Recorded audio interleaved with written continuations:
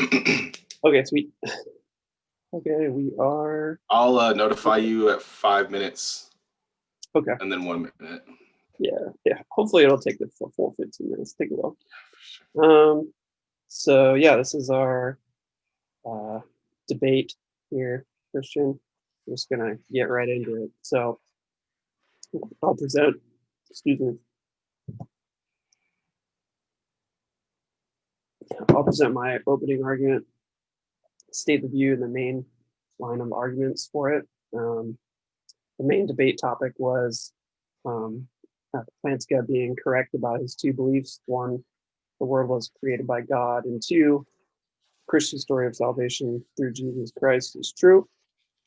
So my main argument or opening argument is if the world was created by God and the Christian story of free gift of salvation through Jesus Christ is true, then this gift can be accepted or rejected by anyone cognizant of the author. Two, the world was created by God and the Christian story of free gift of salvation through Jesus Christ is true. Ergo, the gift can be accepted or rejected by anyone cognizant of the author. So, statement of the view here. The entire crux of the argument depends on the big if and only if, namely that if being whether or not the premise one is true. If God did not create the world, then the Christian story cannot be true. If this Christian story is not true, then the trigger for the God who authored the story is also not true. Both these statements must be true in order for the line of argument to work. Additionally, in evaluating whether or not God did indeed create the universe, or that the story of Jesus Christ is true, the correct perspective and understanding regarding the arguments, reasons, and evidence for these claims must be applied to conclude that they are, in fact, true or not. To begin with, the first claim of God creating the world, it must be established whether there is sufficient good reason to warrant a belief in this proposition. Essentially, what is evidence and what counts as good evidence for the proposition? According to the Stanford Encyclopedia of Philosophy, evidence is simply explanatory reasoning. In other words, it is a thing or set of things that are helpful in forming a conclusion or judgment to prove or disprove something. In essence, evidence is proof. How can we be sure this criteria is appropriate in evaluating an explanation of the universe? For instance, if evidence is used in the legal sense, it would be any matter of fact that party offers to prove or disprove an issue in the case, a system of rules or standards that is used to determine which facts may be admitted and to what extent a judge or jury may consider those facts as proof of a particular issue in a lawsuit.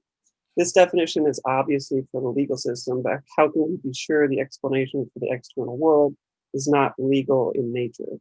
Or could the world only have a purely scientific definition of evidence? Or does the philosophical definition work best?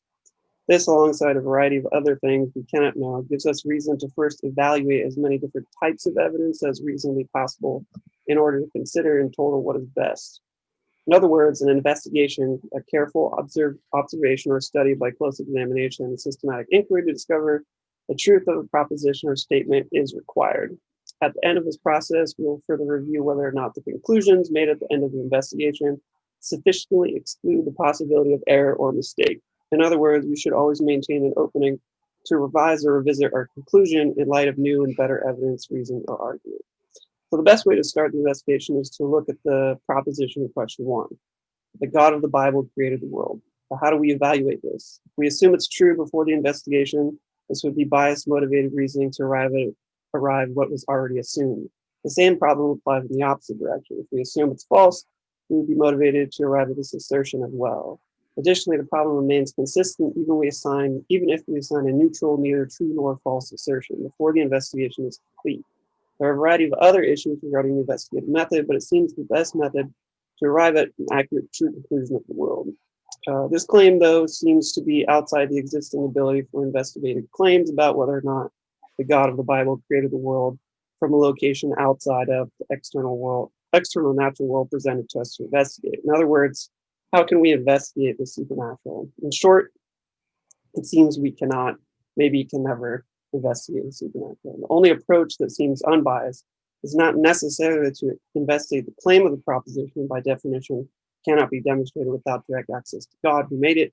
In other words, we have to ignore the proposition and search the world for unbiased explanations first. So here are the explanations or the arguments. So first, the scientific explanation. So we got Big Bang cosmology is currently the best explanation for the cause of the universe. According to physics, the universe world sprang into existence from a singularity. There is essentially a signature, like an echo heard in a canyon that results from the Big Bang. This evidence is called cosmic background radiation. So Big Bang theory is the most widely accepted model that best explains the origins of the universe and is supported by all observational evidence. So the argument is, if the Big Bang happened, then the universe was caused by an extremely powerful being, God. The Big Bang did happen, therefore God caused it. So the other argument is the cosmic fine-tuning argument. Essentially, it goes, if a variety of fine-tuning constants in physics were slightly altered, the strength of gravity, strong nuclear forces, masses of two lightest quarks, energy density of the universe, et cetera, the existence of the universe would not be possible. So one, if the cosmos has very fine constants, then those constants would have been arranged by a super intelligent God. Two, the cosmos does have very fine constants, therefore God arranged them. And we have the Kalam cosmological argument. I'll just state it. One, whatever begins to exist has a cause of its beginning. Two, the universe began to exist. Three, therefore the universe has a cause of its beginning. To be clear, this doesn't have God anywhere in the premises, but it does establish that logically it satisfies the universe did have indeed a beginning. It's important, especially if there exists a book, i.e. the Bible, that states this as a claim in the cosmological argument. Then we've got an Occam's razor argument. One, the simplest explanation is the right one for the explanation of the universe is true. Then God did it is the simplest explanation there is. Two, one is true. Three, therefore God did it. So we've got the argument by chance, blind evolution, or sorry, by chance or intelligent design is responsible for the explanation of the universe. One, either chance or intelligent design is the best explanation for the universe. Two, chance is not plausible for explanations as an explanation for the universe. Three, therefore design is the best explanation for the universe. So then to explain why this isn't plausible, Roger Penrose, a mathematician, essentially puts it, it is a number which it would be impossible to write out in the usual decimal way, because if you were able to put a zero on every particle in the universe, there would not be enough particles to do the job. In other words, he finds it very, very, very unplausible that chance is the explanation. Then we've got a dichotomy argument. Either it's true or not true that God exists. If God exists, him creating the universe is the most plausible explanation for its origin. Three, God does exist. Four, therefore, him creating the universe is the most plausible explanation for its origin. We've got and I added these later, so you don't have to respond to them, but I added this one, the prayer argument. If one can pray to a God and ask him to reveal himself to prayer, and he does so, then this first person revelation can be a good reason to believe God created the world, or at least indicate that God created the world. Two, one can ask God to reveal himself, and he will reveal himself. Three, therefore, the first person revelation can be a good reason to warrant a belief that God created the world. Let's just go straight into the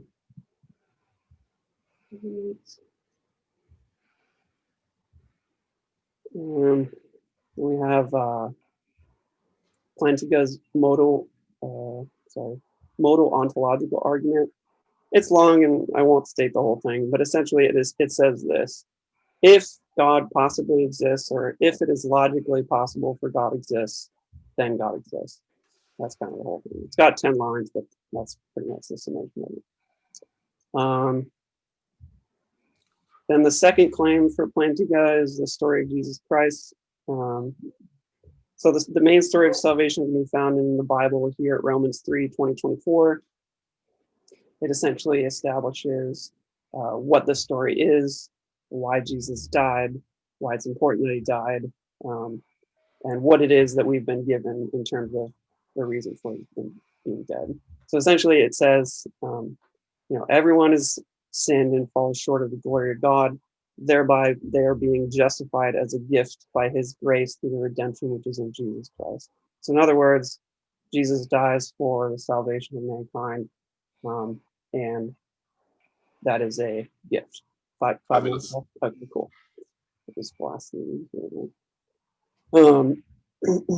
So the argument for a few arguments for the second premise or second claim of Plantinga, that the story is true. First premise of this argument: if Jesus was an actual historical person who lived around 0 to 33 AD, then he either was a liar, a lunatic, or was who he claimed to be, the Son of God. It's not plausible for Jesus to be a liar or a lunatic, therefore he is the Son of God. Another argument here: if the number of ancient documents copies, the number of ancient document copies correlate to a higher probability of the person they reference existing than the New Testament documents, which have around 5,600 copies, the most in all of antiquity, then they indicate Jesus Christ is existing, or did exist. It is true the New Testament has the highest number of copies existing, 3, therefore Jesus Christ exists. Here's another one. If Jesus Christ did resurrect, then this would be sufficient to demonstrate his divinity and prove the story of his free gift of salvation is true. Jesus Christ did resurrect from the dead, as indicated in the New Testament manuscripts. 3, therefore, the story regarding his free gift of salvation is true. And then I just have the rest of the talking points through that we can go over later. So yeah, that's kind of the opening. End of my opening. There we go. You want to speak on it a little bit more? You want to add a little bit more salt and pepper to it? We got 3 minutes left. You got 3 minutes? All right. I'll go over. I mean, you don't have to. We could change up the format, you know. Oh, no, that's good. I kind of skipped over one part. I can just scroll back up.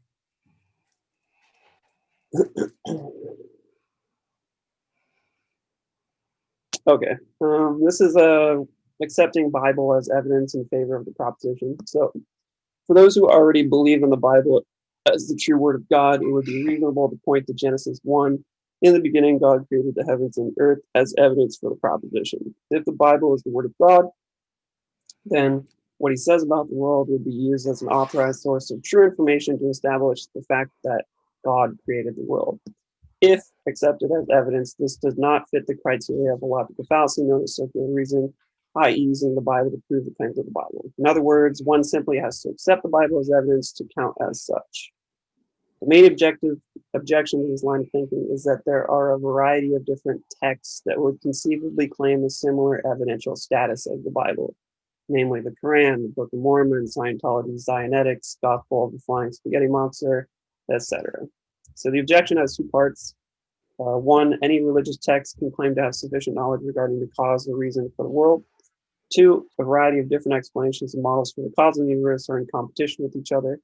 In other words, those who object to the Bible as maintaining a biased status or its members simply have a non-objective sense of motivated reasoning, are in part conceding that the Bible ought to be compared to any other religious text to determine its plausibility. Additionally, those who object on the grounds that the Bible provides one unverified and unsubstantiated explanation for the cause or purpose of the universe are also in part conceding the best explanation ought to win the day in terms of the cause and purpose of the universe, if any is to be found. So these objections are warranted and motivate an individual and unbiased explanations for the universe to be found, if there is any to be found. All the available arguments, evidence, reasons, and science ought to be considered in order to best explain the world presented to us. And there we go. There's some salt, there's some pepper. Awesome. All right, there's 1 minute left. We can wrap it up here. Yeah, 1 minute. So that's all I'll good. go ahead and cancel this.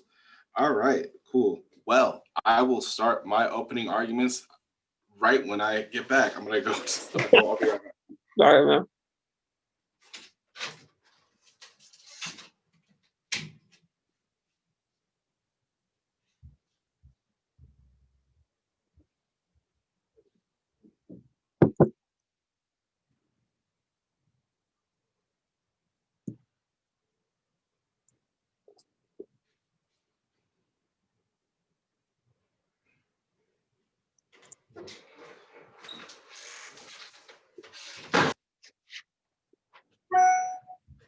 All right, here we go. All right, we still recording? Mm-hmm. Okay, I'm gonna go ahead and start my timer. Right on. Okay. All right. First of all, I just wanted to say with my opening argument, I appreciate you, Jedediah, for all the work you put in. Thanks for being my arguing partner on this. I won't say my opponent. That's usually the standard sort of terminology that you use. You usually say my opponent in a debate, but I don't know. I don't like that terminology. I feel like, you're part of my cohort. So we're doing this as partners. And then another disclaimer I want to make is we're doing this argument about Plantinga's assertion about, whether God exists and whether the creation or the salvation story is true. And I certainly have personal beliefs that dovetail with my arguments. And I'm not shy about being an atheist. And I definitely am speaking some of these arguments from my own personal belief, but I'm not here to sort of attack anybody's beliefs or anything. This is just for this class. And I have opinions about the social ramifications of religion and stuff and all of that, but that's something that I would talk about in person. And this is just sort of for classwork purposes. So all that being said, I'm going to go ahead and start this argument. Christian, thanks for watching this whole thing. If you don't see this part, you got to mark yourself down because you didn't listen to the whole argument. So I'll go ahead and I'm going to read off my sort of text, and then I'll kind of explain it in my own words because I'm terrible with writing stuff. And so I chose this particular argument for a reason that'll probably become clear a little bit later. But for now, I'll just kind of read it out and then see where we get with this. So my main argument, I will be arguing against Plantinga's assertion that God exists and created the universe. So the existence of supernatural beings with extraordinary power has been debated since time immemorial. We all know this, such that there's a huge wealth of content devoted to hashing out this argument. Several canoic arguments on the subject of existence of supernatural beings, i.e. God, are presented in my interlocutor. I use the term interlocutor. I don't know why. Interlocutor's opening argument. So I save commentary on those until the objection phase. I will give what I feel is a fairly plausible argument for the non-existence of any supernatural beings at all.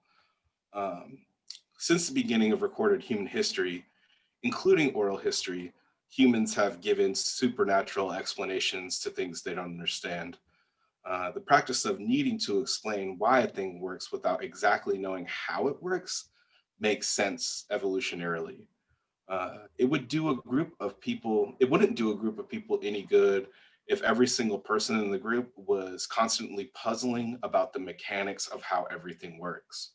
Furthermore, if there were such a group that consistently puzzled about the inner workings of everything that they saw, there would be less time for practical things like gathering food, defending one's territory, reproduction, etc. However, one of the unique and defining qualities of being a human is the impulsive nature to explain things. So rather than being content with not knowing how something works, humans give supernatural explanations to things they don't fully understand. Think about how many cultures claim that there were gods and goddesses that perform natural functions like the sun rising, the rain, tornadoes, tsunamis, earthquakes, volcanoes, wind, death. And these are just more recent humans who theoretically had gained knowledge over time. Even just 2,000 years ago, the majority of humans on Earth thought that there was a pantheon of several gods that perform functions of natural occurring phenomenon in the aforementioned list. It seems like if you were able to go back further in time, people would give supernatural explanations for even more things.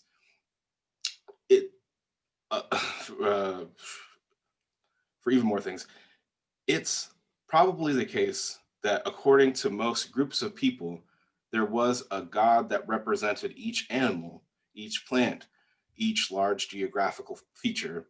Slowly over time, as we've come to understand our environment more, we have abandoned our supernatural explanation of these phenomena. You might even say we've become atheist to these supernatural beings. All of that being said, I want to present an argument that I believe shows strongly that supernatural beings don't exist. I believe the track record inductive argument is appropriate here because of its trend. The more that we know about things, the less we make supernatural claims about them. Over the past 200,000 years that humans have existed, the number of supernatural beliefs that have been subsequently rejected via the discovery of natural explanation must be so monumental that the number would be staggering. So, if it's the case that millions and millions of deities have been thought up by humans, in fact, don't exist, the chance that this one Abrahamic derivative supernatural being exists is infinitesimal. And so that was sort of my opening argument that I had written down. And I'll just continue on this line of argumentation, sort of like free handedly. This isn't necessarily sort of like an original argument that I've come up with. There's a famous British philosopher named Richard Dawkins. A lot of people know about Richard Dawkins. He's really prolific in the community of atheists and has a lot to say. And sort of like I didn't directly take this argument from him, but he says similar things about being an atheist to gods and goddesses that are presented in different cultures, and specifically like Greek and sort of Scandinavian gods. He talks about how people are atheists to Zeus, like you don't really think Zeus exists. So he's sort of hitting on this idea that that everyone's an atheist, really, in a way, to some sort of degree, to some sort of god, to some sort of supernatural being. You know, most people are going to be atheists, and it's sort of a pervasive just fact about culture and the way that cultures develop, that it tends to be that when we trend towards like uncovering mysteries about things that we previously didn't know about, that when explanations come more clear, we tend to sort of retract and recede from these arguments or these sort of lines of thought, that there's this supernatural explanation for it. And that makes sense. It makes sense to me evolutionarily that you would have a supernatural explanation for something, because you can't just leave things unexplained. Like as human groups, and as groups that need to run certain processes in order to be a prosperous group, you can't just sort of like sit around puzzling. I mean, even amongst philosophers and amongst uh, what people know about philosophy, philosophy generally comes in golden ages of societies. You don't get philosophy when people are struggling to make it by, because people are focusing on sort of getting by and sort of hunting and gathering resources and fighting off enemies. You got a lot of philosophy in ancient Greece because ancient Greece was a really prosperous society. You got philosophy in Rome because Rome, for a while, was real prosperous and it had a golden age. And so philosophy tends to come out of these golden ages. So if you're not able to sit down and think about like all of these like really abstract concepts about metaphysics and how the world works, and what you can know, like epistemology, you have to put that aside. But you can't just say like, oh, no one knows anything about it. You have to give it an explanation, and these explanations that are given are often of a supernatural nature. I mean, if you think about like sort of Native Americans sort of religions and how they attribute like spirits to birds and bears and et cetera, et cetera. This isn't like specific to Native Americans. This is like something that is sort of ubiquitous in the culture of humanity. Like the less sort of I don't sort of, the less sort of like empirical scientific evidence people have for something, um, the more sort of supernatural spiritual evidence people ascribe to things. And you can see that trend with the way that evolution has happened um, over time. So it's like before we sort of knew about evolution, we would give these sort of supernatural sort of causes to how, you know, people or, you know, whatever sort of certain species came to be. Um, and if you even go back further than that, like you think about it, and like, you know, in even Roman and Greek pantheons of gods had gods for the bringing the sun up, gods for the moon. You can imagine what sort of ancient peoples that go back further than that attributed gods to. Maybe there was gods of the blood, gods of, you know, your skin had gods in it. You know, the sky is a god. The food that you eat is the husks of the skin. This is actually a real Native American story. The corn, maize is the sloughed off skin of a goddess. And so it seems like, you know, these, a lot of people over time, I mean, it just seems to be the trend. It just seems to be, that's what it is. And so it seems like when you if explore something, when you shine a light on something, sort of God exists in the shadows. And the more that we uncover, the further these shadows go back. And we've gotten to the point now where we're at the creation of the universe. You know, we push God back into, oh, well, we understand that God isn't in the sky. So God must be sort of beyond that. God must have, you know, be way out further in distance. And now we kind of discovered, oh, well, there's like a universe out there. So must be that God is sort of beyond creation. Like God was the entity that created sort of existence. And so it seems like inductively that trend is going to continue in the way that, you know, we found out how rain works. And now there's no longer a god of the rain. Now we understand that this is a result of a complex weather system. And so we took God out of that. Once we understand more about the Big Bang, or we have, you know, more solid theories about that, we're going to take God out of that too. The sunrise has risen every day. There are people screaming outside. And so I'll predict that that's where the trend is going to go. And so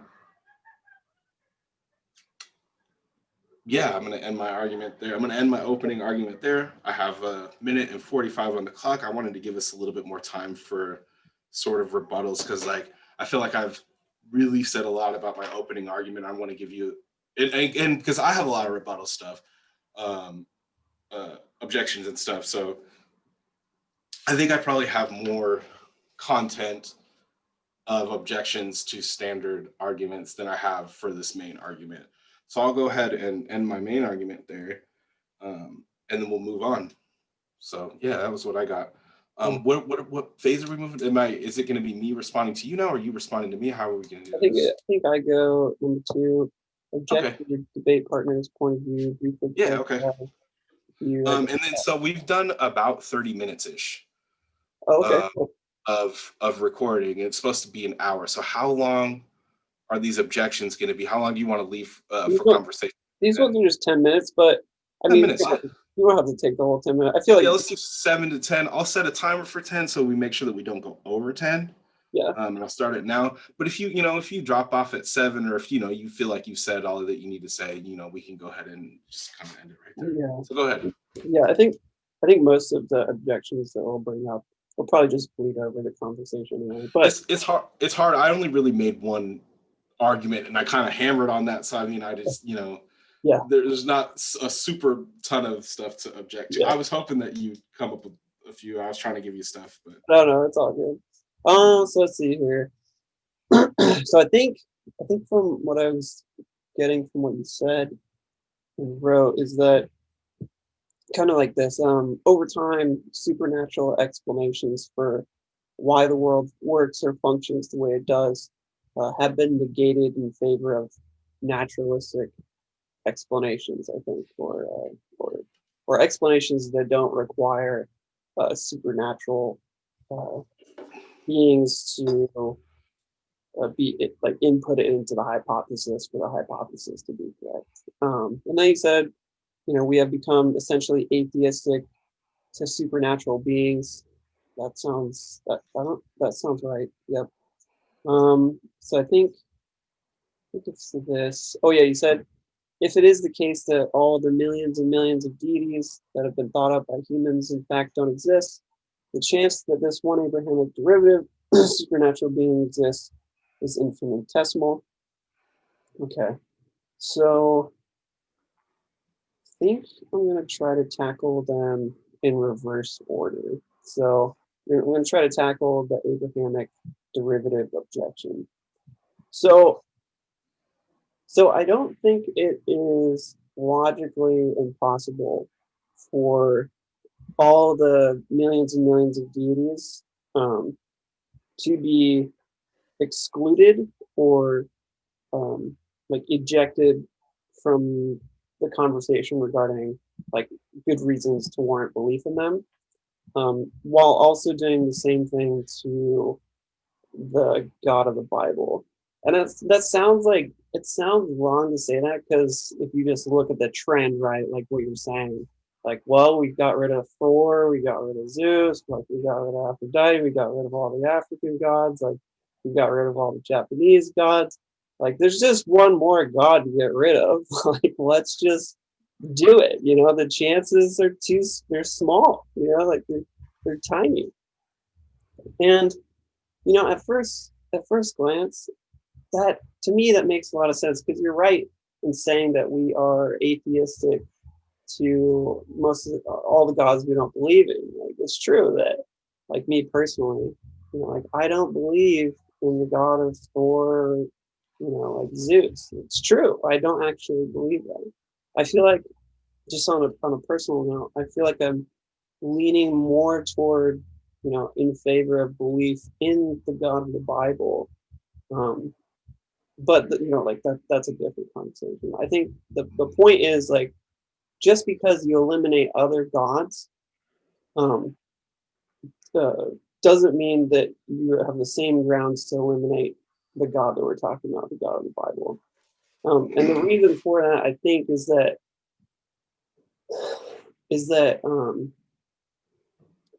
like you can't necessarily rule out the supernatural. Like you can't, like I said in the opening, like you can't really investigate it. Like in certain sense, like you can't really know that it's there or not there. You can find it. Like each person has their own point of view to find it more reasonable than not that these gods don't exist, right? But that doesn't actually mean they don't exist. Like it could be the case that all the gods that we've eliminated actually do exist, and we've just made a mistake in eliminating them. Like the same would apply to this Abrahamic God, God of the Bible. Is that well, you look around, you try to understand or evaluate the evidence. The evidence isn't really compelling, so like it points in the opposite direction. Like let's just get rid of it. And I feel like everyone is entitled to do that. Entitled to like find or like come to the conclusion of what's convincing to them. But that doesn't get rid of the problem of like the supernatural beings either exist or they don't exist. Like those are kind of the only two options for each and every one of them. And one of them necessarily has to be true. Like either the God of the Bible exists or he does not exist. There is no in between, in my view. And then let's see the other problems with the argument that I wanted to come up with here. Okay, I guess I kind of stated them essentially. Yeah, it's possible that the deities that we don't find a reason to believe in their existence exist independent of us finding good reason to do so. It's also possible that natural explanations of the world exist or coincide to exist with deities that we can't see or test for. You know, like that is possible, and it's also possible that the Christian God exists. Like no matter how infinitesimally small it may appear otherwise. You know what I mean? So like it doesn't we can't really know like for 100% sure, it seems like. So we can't, if we can't really know 100%, then we can't rule him out, I guess, or rule any other god out, really. um and then I think that was kind of it. I hope I like address some of the points that you made as best I could. Yeah, I mean, I feel like I made it a little bit difficult in that I didn't throw a whole bunch of arguments. I threw like one big one and kind of just kept stressing it, you know what I mean? And just kept piling on. So it's like you didn't have a whole bunch of stuff to object to, you know, it was just like Yeah, this one thing. yeah. I specifically chose this argument so that in our discussion we could talk about Hume, and we could talk about sort of because it's an inductive argument. It's sort of like um, I'll, I'll save this for discussion. I'll Yeah, save this for discussion. that's So I'll all. go ahead and make some some objections to the arguments that you raised in your opener about stuff. And you put a lot of arguments out there, so I only have time to sort of object to a few. Oh yeah, yeah. And Whatever, whatever ones you want, really. yeah. And so a lot of the ones that you use are pretty standard ones that I've kind of encountered before. So I'll go ahead and like just give a few little pieces to those. And I want to start, and it wasn't one that you directly used, but this is one that often is used in favor of sort of God's existence. And it's sort of like the old school teleological sort of ontological argument. It's sort of like it's the idea that things exist and something can't come from nothing. Therefore, something has to have always existed. And that's sort of like, I mean, it's a strong argument to me. And I think it was even Aquinas maybe that used that argument. I can't remember off the top of my head, Yeah. but I mean, it's been a standard argument for a long time.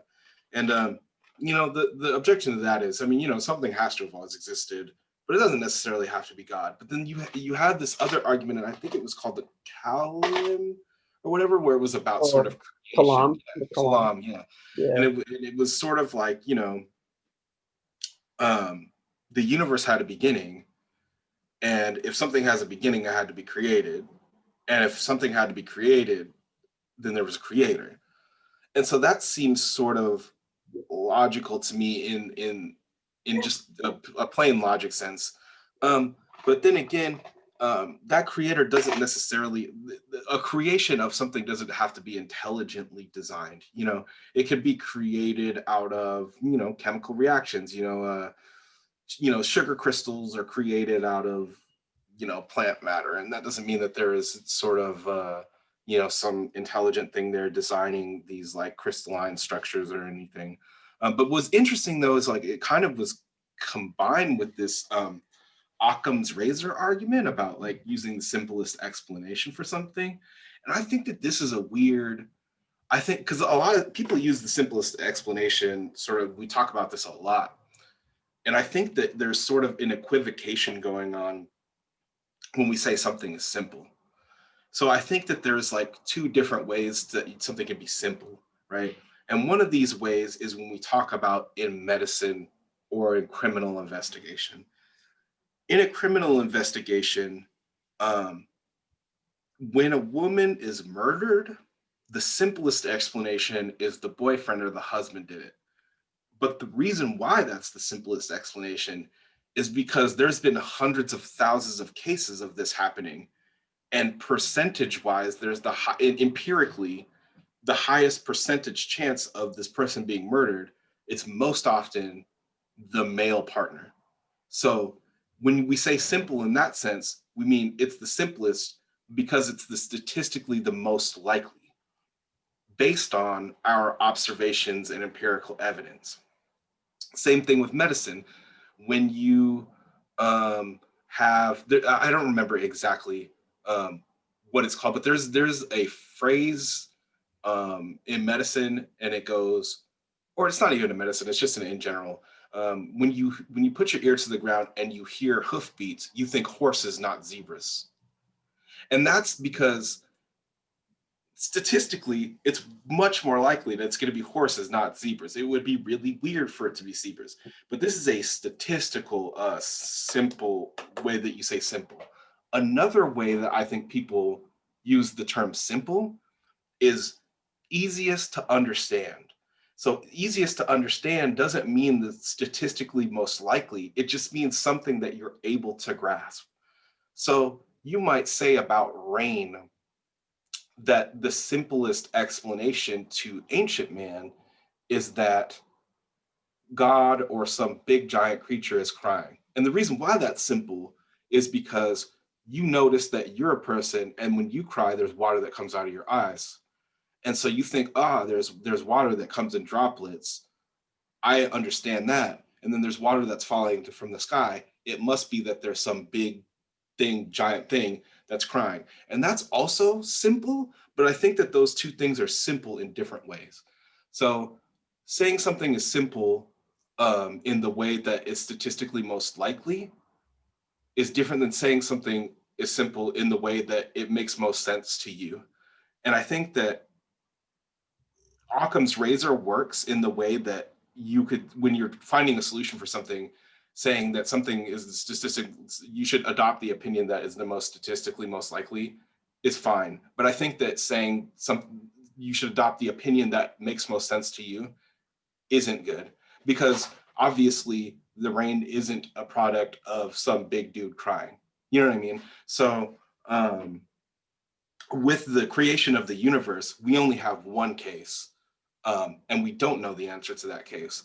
So I don't think it's that you can say statistically most likely that God created the universe, because that's just something that you can't know, or at least certainly not now. Um, and so I think that that goes with that. Here, let me go. I forgot That's all what good. my other things are here. I'm gonna go look and stuff. Um,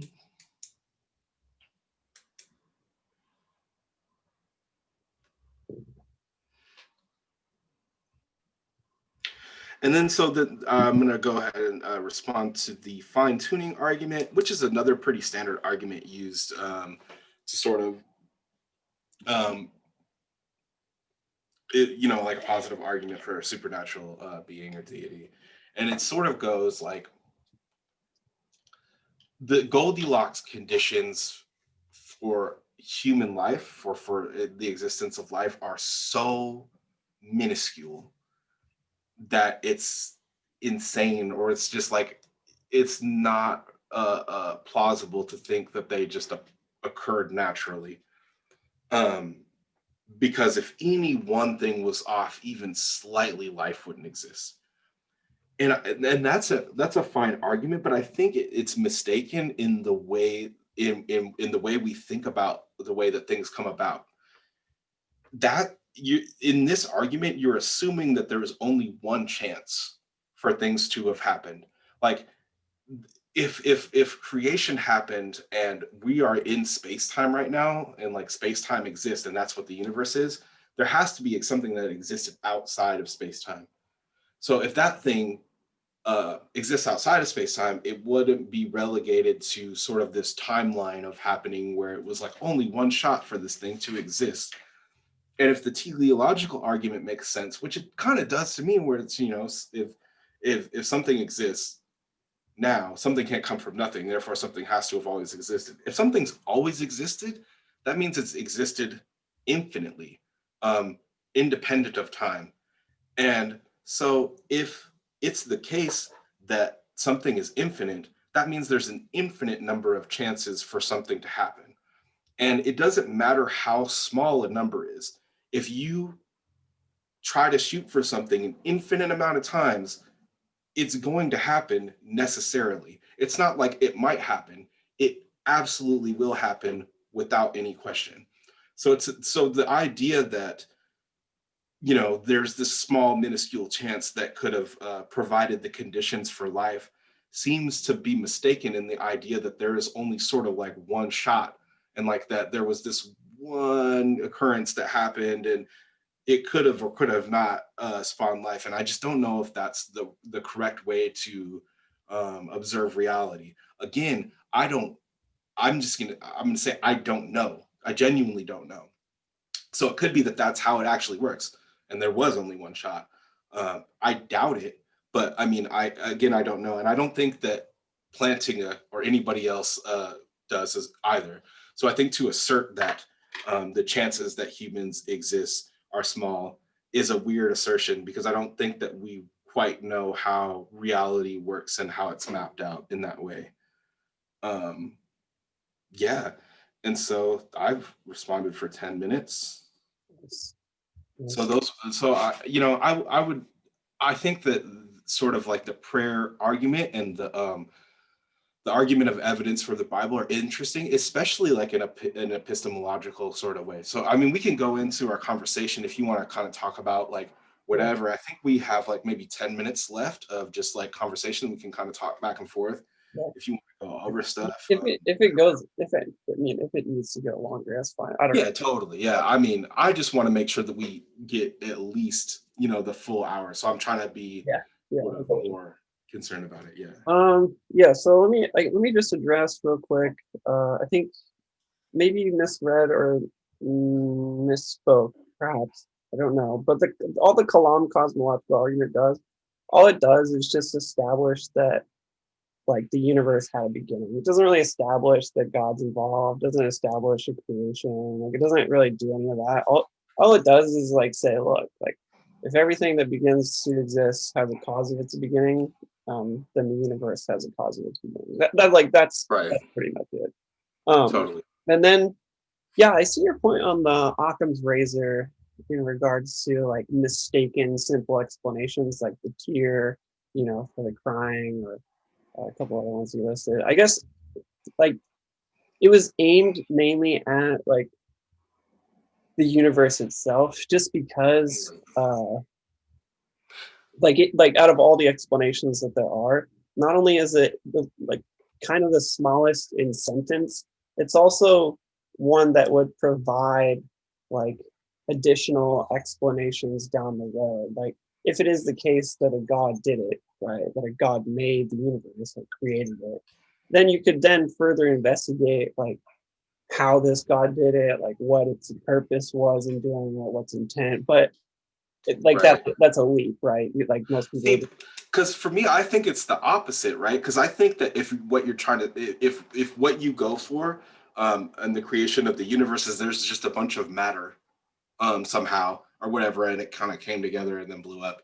That seems pretty simple to me. It's sort of this inert, non-intentional thing. But then when you bring in like sort of an intelligent artifice, you got to ask a whole bunch of questions like, why the fuck did God create people in the first place? Like, there's all of these other questions that it brings up. You know what I mean? Like, was God just bored, like chilling? Why would you create a bunch of people to worship you? Like, that seems like a leap to me to like, because I mean, it seems like it makes sense in this way that it's the simplest because the majority of the world is religious in some way or another. Yeah. So it seems like it's simple in that way. It's like it makes sense to the most common people. Oh, God created it. That's a simple explanation because it makes sense, not because it's the most statistically likely. So I mean, that's kind of where I was going with that. Yeah, no, I got you. Um, yeah, I see, yeah, I see your point of view. I guess I look at it from this angle. Like either there is an explanation for the cause, origins, and maybe if you want to say destiny of the universe, or there's not. So like either there is an explanation that we can like rationally understand and make intelligible, right? Or there's not. Like there isn't like a like an in between here. There is an explanation, right? And it just depends on which explanation you find most plausible given like your perspective, access to the evidence, access to reasoning, like your reasoning skills. You know what I mean? So I'm not saying that like you can demonstratively show that God made it, right? Because we don't have access to that point in time billions of years in the past. In the same way, we don't have access to your criminal investigation regarding the person that killed that killed the girl, right? That it's most likely the case that the husband or the boyfriend did it. That's true. It's most likely, but it doesn't exclusively like show that emphatically. Like unless you've got a Yeah, recording or whatever, like you're just doing your best to like point to the most plausible explanation. I sure. think But go ahead. Or you well, might. I feel like the same can be done in aiming the most plausible explanation of the universe in relation to the one that like can fully explain uh, most of the questions that we have. You know what I mean? Because like not only are there questions regarding cause, but there's other questions that we don't have answers to that seem like they can only be answered if you posit a god. You know? I mean, I feel like with stuff like this, it comes in degrees of belief. So I think the degrees of belief is a real thing. So when I say especially with the criminal investigation case, clearly it's not always the case that the husband or the boyfriend did it. It Yeah. could be that some random motherfucker broke in and killed your wife, which sucks. You gotta go get him. Fuck that guy. You gotta kill him. Yeah, but it's just like it's the most probable, right? So like you don't play the lottery necessarily expecting to win. In the same way, like I'm not saying that God doesn't exist, but if I had to bet on it, you know what I mean? Like so it's sort of like that's what I feel like is it works with this sort of statistical analysis of things. One quick thing, I made this huge inductive argument for arguing negatively for God's existence, hoping that we could bring up and talk about David Hume in the problem of induction. So this is something that we covered in the class, Yeah. and the whole issue is you can't just assume that there's no rational reason epistemically for believing that just because the sun rose every day that it'll rise tomorrow. Mm-hmm. That's like what my whole argument is based on. My whole argument is based on, oh, this has done this many times in the past, therefore in the future it's going to do this. And sort of like I feel like you can definitely sort of have issues with that. Like it's not, I mean, it's clear that to me that like inductive arguments like this aren't like foolproof. And so like maybe we can talk about this a little bit because I feel like I want to sort of like reject that Hume view of like, oh, like inductive arguments don't get you to any truth, but like they're just like a convention that we do. So I'm going to do them. You know what I mean? And I feel like it's like a weird, especially when we were talking about this in class, because like we talked about the GRU, the things like, oh, before 2016, all emeralds are green, and then afterwards they're blue. Right. I just think that's like it's a hard argument for me to follow, to take seriously. Like, how do you feel about it? Like, do you feel like inductive? Because I feel like that's kind of what science is based on. It's kind of based on this observational.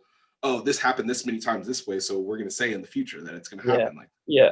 I find, to be honest, in terms of the scientific investigation and process to accumulate knowledge is important and really cool. The issue that I see with it, maybe it ties to the problem of induction, maybe it doesn't, is that like science, yes, it gets better over time, but the explanations of what's going on in the scientific realm change relative to the information coming. Like maybe that's a good thing, maybe that's a bad thing, right? Like we could be, like epistemically justified for any scientific proposition now, and then realize via new information later that like now we're not, and now it's dumb to believe that. Do you know what I mean? Like science seems to change relative to your time and space that you're in.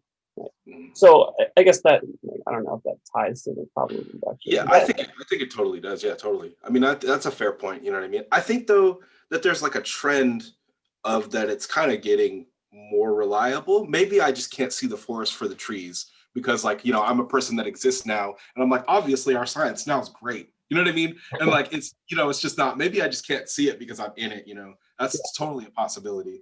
Yeah. But it feels like the ancient Greeks did bloodletting. You know what that is? Where they cut their hands? Is that right? they would cut themselves, or they would have a doctor or a physician cut you and bleed your fucking blood into a bowl because they had this idea of humors, and humors being off balance, and one of them was blood, and the other was bile, like black bile, and whatever. There's four of them. Right. And so they thought that this was a medical treatment that actually worked. Turns out it doesn't work at all. But they were like 100% convinced that this was like a legitimate. So maybe I'm fucking bloodletting over here. And I'm thinking like, maybe I'm over here like, oh yeah, all the science that we got is fucking on point. You know what I mean? We already figured out that sort of the theory of general relativity with Einstein has holes in it. So yeah, I mean, but I still think though that we've gotten better at it. I want to say that, like, we've gotten sort of more close to the truth as time has gone on. Yeah. I mean, maybe this is a part like where we can change to like what would convince the other person that their position. Oh sure, yeah. Very true. But like I would say, for me, it would be if God fucking came down and was like, Drew, what the fuck? You've been messing up this whole time. I've been existing the whole time. You have a freaking upside down cross tattooed on your head. You're going to hell. And I'd be like, damn it. See, I hear that position quite a lot. They're like, well, if God is all powerful, all knowing, all loving, whatever, then he clearly knows what it would take to convince me. And he has the power to do so, like at any moment in time to do so. Like I guess the reasoning would go like, it's not up to me to be convinced. It's up to God to convince me. And I guess that is true. I don't disagree with that. The question, though, is whether or not you can request access to whether or not the proposition via Plantinga's claims are true. And if you're able to request access to that truth via like examination of the evidence that's provided, via like intercessory prayer or whatever, like if it's the case that you can receive like personal revelation or information via a God that exists, right? Then that would be one avenue which you could explore or examine to see if it like works in any way. Do you know what I mean? Mm-hmm. Like before God has to come down and be like, Drew, you've been messing up, man. Yeah, well, and I think for me also, it kind of when I think about what it would take to convince me, this brings up like sort of like an issue with me about epistemic like testimony, because like we get most of our information from testimony. I haven't firsthand experienced even like 99% of the stuff that I know comes from me listening to podcasts, reading books, talking to people. Like I haven't gone out and tested whether climate change exists. You know what I mean? But I believe it. You know what I mean? But it comes from testimony. Yeah. So there's like a question of what is reliable testimony, and like what is it to sort of like what is it epistemically to take in testimony and sort of have it be reliable. And I feel like that changes over time, and I feel like there's not a good system for that. And so I feel like there are people, it's so hard because it's like, if it seems like when people don't agree with certain things, they'll be like, oh, this person, I just don't take their testimony. You know what I mean? Like I distrust them. So I feel like there's like a hard question to talk about when we talk about like receiving information and testimony of other people. Like obviously if God directly was like, Drew, what's up? I mean, like I'd be like, yeah. But even if God told my sister like, oh, I'm people, mental illness is real. You know what I mean? Like I feel like there's empirical evidence. So if my sister was like, Drew, God told me da da da, I'd be like, so it's like there's like a hard question to ask about testimony too. Yeah. Talking about like, yeah, I think you bring up a good point regarding testimony, because it is true. Like for what reason would you have to believe somebody that makes outrageous claims like in their testimony? Like you're gonna look at them and be like, I don't know, man. Like I'm pretty skeptical about what you're talking about, right? But at the same time, if these people that are claiming to share testimony via their lives regarding Jesus Christ or like any other divine figure, let's say. And the way for anybody to access for themselves whether or not their testimony is true, like, or whether you find it, I don't know, plausible to be true, I think is actually a matter of actual belief.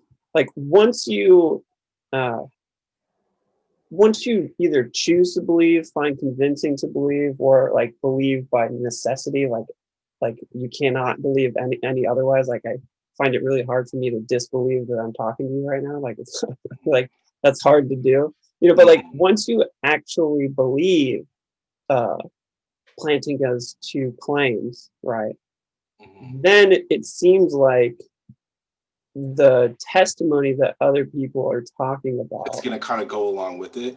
yeah, or like it will go along with it, or it would make sense to you Yeah, at that to point. accept that testimony. Yeah, totally. I feel that.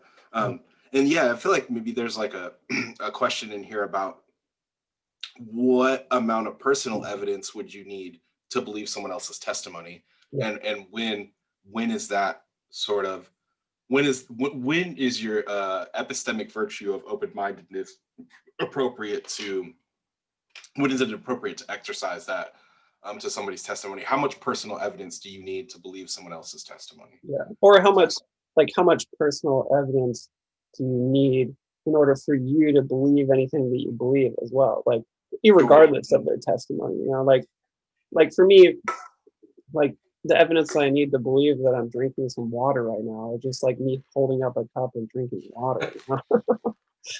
I don't really know if that works exactly the same way in regards to religious claims that we're talking about, but it does seem like uh, that it would function in kind of the same connecting way in some way. Sure. But Well, we've gotten way enough time here. We've certainly gone over an hour. Is there anything else you want to kind of touch on at the last minute, or to kind of close, or anything? I don't know. I guess like because I like me personally, I've been on both sides of this. Like I've been on the atheist side regarding these propositions, and on the believing side.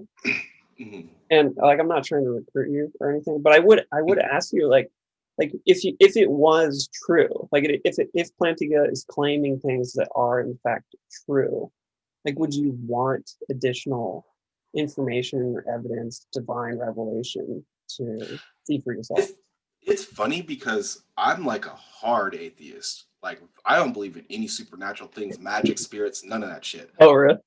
Nothing, no, anything. Like I'm not even spirit. A lot of atheists are like, I don't believe in God, but I still do whatever. I don't nothing for me. Yeah. And I've been like that for a long time. But if I had a choice, Yeah. I would definitely choose for like sort of God to exist. I would go to hell if the people that I care about could go to heaven.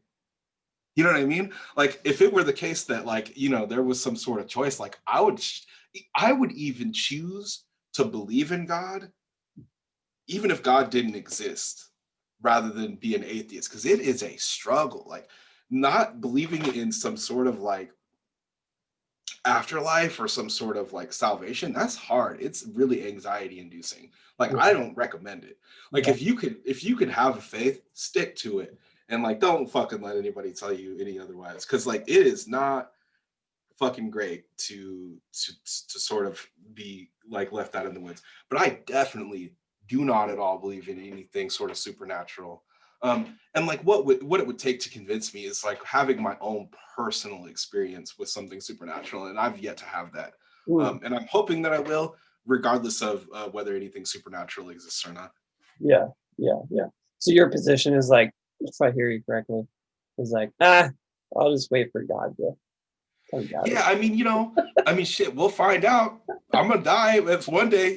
But the thing about it is, if I'm correct and nothing exists after life, I don't get to pop into the afterlife and be like, haha, told you, Yeah. because we're all dead. Like nothing matters. Like Yeah. so whatever. Dude, but yeah, I would say I know we have to close, right? And this is off topic, but I would say that like over the summertime, I was having a like pretty hard time, like because I have a mental condition. I have schizophrenia, so like all my beliefs are messy, you know. Yeah, sure. But you know, I was reading the Bible. You know, it sounds like classic testimony of like somebody trying to recruit you for Christian church. But anyway, I was reading the Bible. I was just writing like like some notes down or whatever, writing some poems down, and I wrote something down that like for me it worked, and it was kind of like, you know, if you turn to this God, the God of the Bible, Jesus, you know, then I do believe that